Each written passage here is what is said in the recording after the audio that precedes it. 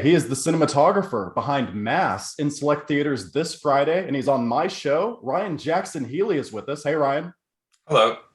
It's good to see you. And I was really excited to have the opportunity to have you on the show because I saw Mass back at Sundance in January, which feels like a lifetime ago. I went and saw it at the satellite screening in the drive-in theater. So I imagine Wow. that must have been kind of a weird kind of rollout initially. I'm really excited that it got picked up for select theaters Friday. But what has this kind of process of making this film kind of been like, with everything going on? We started right before COVID and we shot in Sun Valley, which that part of Idaho ended up having a pretty bad first hit. Yeah. But nonetheless, yeah, we wrapped before the pandemic actually really went into high gear. It was fun to get into Sundance, but there wasn't a Sundance. So it was also, it's like a weird, I'm glad you were able to see a satellite. I mean, I still haven't seen it in the theater. I'll see it for the first time in a theater next week. You mentioned off camera that this is the studio is trying to make this go to putting an emphasis on theaters over streaming. Do you feel like it's important to see this movie in the theaters? Yeah, I mean, for one thing, that's my love. That's why I'm in it. That's to me the medium of highest impact is still theatrical. But certainly this movie, I mean, even from going back and reading the script, I mean, it's uncomfortable and, habitually we have a different level of concentration, I think, in front of our screens at home than we do in a theater. Mm-hmm. And the idea of being in that room with those people is, I think, important, and important to Fran as well. So having a theatrical release has been great. It's a tough movie too. So I mean, like being able to hold an audience. Well, I mean, you mentioned it's a tough movie. The performances are the focus of this film. How did you straddle that line between trying to give the character actors, space to do their work and just kind of showcase their talent between, trying to show off a little bit, with the cinematography? You should serve the story always as a cinematographer. So Fran, who's the director, and I got started fairly early talking about, what our plan would be to shoot this in a way that was honest to the story and to the characters and really served their purpose. And I think it's successful in doing that. Our job is to really take you on that journey with them. A lot of the film, most of the film takes place in one room.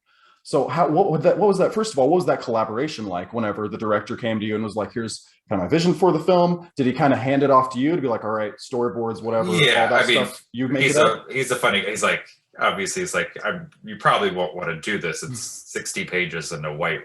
He already had the location, which was an important thing to him. And to me as well. Like, I think those moments when you see something and it really speaks to you, you should hold on to it. And when he saw that location, he felt fairly strongly about it. Is the movie title referring, is it a double thing, like mass shooting and mass, like a church? Yeah, I think there's something to that. You'd have to ask Fran completely. I think the word origin for that ceremony is also just about people. It's an idea of people coming together, right? So, which is really what the movie's about. So breaking down this story in particular, my mantra was kind of leaning into the difficult nature of everything. So, the parents are facing a difficult thing, the challenge of shooting this one scene in this one room would be difficult. Like, you have to kind of lean into that and pour all your thought into that space. We wanted to shoot it sequentially. We had a very short shooting schedule, so that scene's all shot in chunks sequentially. And we had a couple long rehearsal days in New York, a month or two before we shot the movie with all the actors, where we broke down that scene, discussed everything about it, and kind of determined where there almost felt like there could be some natural breaks just in terms of having to stop filming. And everything also overlaps. So we started the next day doing a little bit of the previous day so that we could, find that, come back to it and kind of get back into the vibe. Yeah, that was going to be my next question. I imagine it's kind of a hard thing to do that break there. So I imagine you have to kind of rev up a little bit the next day. Yeah, well, and it worked, so just by virtue of performance, that was the priority for scheduling a performance.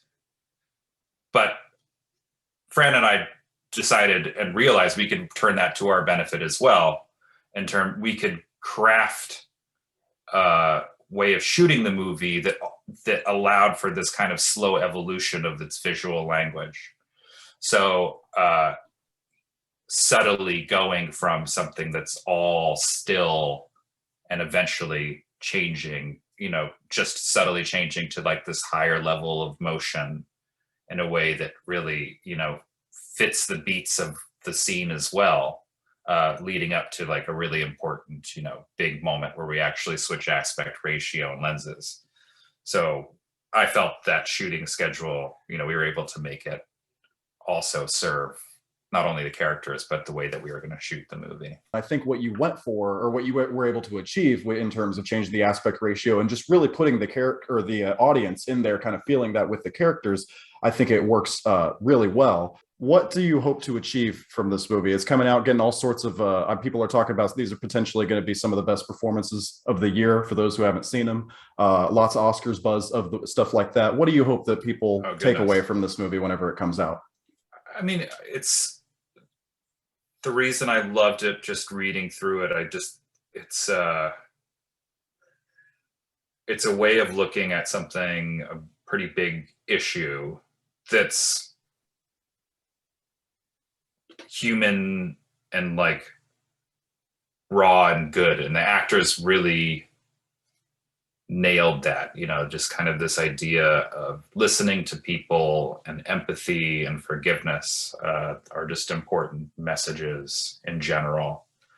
And so I hope that there's a wide audience that sees it, and I hope, that they kind of, feel that. I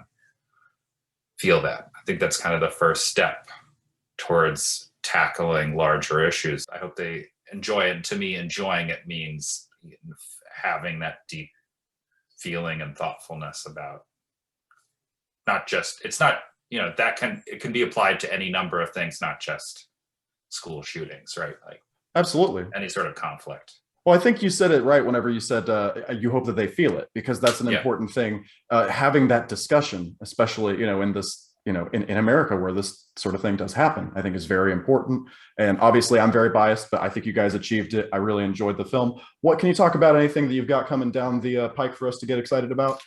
Well, the pandemic really put a kink in the chain.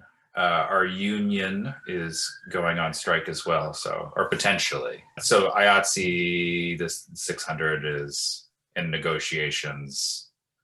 And I think the two big sticking points are new media and just better working conditions and better hours. Becomes a point where it's detrimental to people's mental and physical health, and I think that's all that they want to look out for. It's not everyone wants to do, but at some point somebody needs to be the bigger person and be like, guys, your people, look at the clock. You shouldn't be falling asleep on your drive home, for instance. But I do have a feature that's coming up in the winter in LA that's just kind of a heist, a kidnapping gone wrong movie, which I'm excited about.